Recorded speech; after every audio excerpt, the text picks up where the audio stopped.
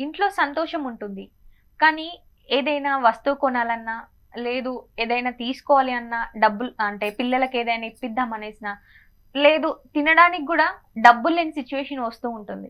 డబ్బు సంపాదించాలి, సంతోషంగా ఉండాలంటే ఏం చేయాలంటారు? వాస్తవానికైతే తల్లి తాను చేసే పనిలో కొంతమంది ఒక 10,000 సంపాదించినా గానీ కుటుంబాన్ని తిప్పుకునే శక్తివంతులున్నారు. హ్మ్. ఇప్పుడు కొంతమంది లక్షలలో సంపాదించినా ఎవరికెవరికి స్థితిగతులు లేకోకుండా అయిపోతూ ఉంటాయి. హ్మ్. ఆ డబ్బు ఎలా పోతుందో తెలీదు. వేస్ట్ ఖర్చులు, కొన్ని అనారోగ్య సమస్యలు గానీ, ఏదో వృధాగా వచ్చి ఖర్చులు పడటం గానీ, అనుకూలత లేకోకుండా సమస్యలతో బాధపడటం గానీ, సంపాదించిన డబ్బు మిగలపడకోకుండా అది గంగలో పోసినట్టే పోస్తూ ఉంటారు కొంతమంది. హ్మ్. లక్షలల్లో సంపాదించిన మనశ్శాంతి ఉండదు.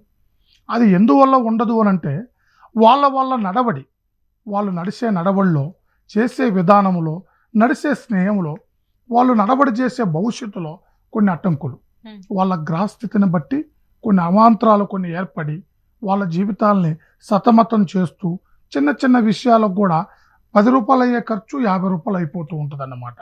వాళ్ళలో ఉండవలసిన స్థితిగతులు కొన్ని గ్రహానికి సంబంధించిన సమస్యలు కావచ్చు, కొంతమందికి చెడు సమస్యలు కావచ్చు, కొంతమంది కొన్ని విధాలుగా నడవడి అనుకూలం లేకోకుండా, ఓకే. వాళ్ళు పోయే దారి కరెక్ట్ దారి కాకోకుండా కొన్ని సింగభంగమైన దారులలోకి పోతూ వాళ్ళ జీవితాలను ఉట్టిగానే భంగం చేసుకుంటూ ఉంటారు.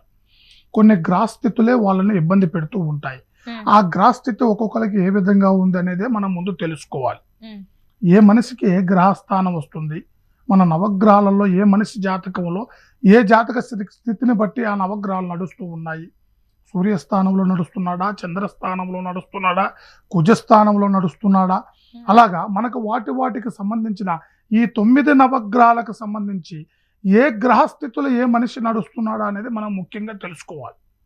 అది తెలుసుకున్న తర్వాత ఆ మనిషి ఏ పెచ్చుకుపోతే బాగుపడతాడు, హ్మ్. అతను సంపాదించే లక్ష్మి మెలుగుబాటు ఎలా అవుతుంది, ఏ విధమైన దారిలో పోతే బాగుపడతాడు అనేది మనం ఖచ్చితంగా చెప్పవచ్చు.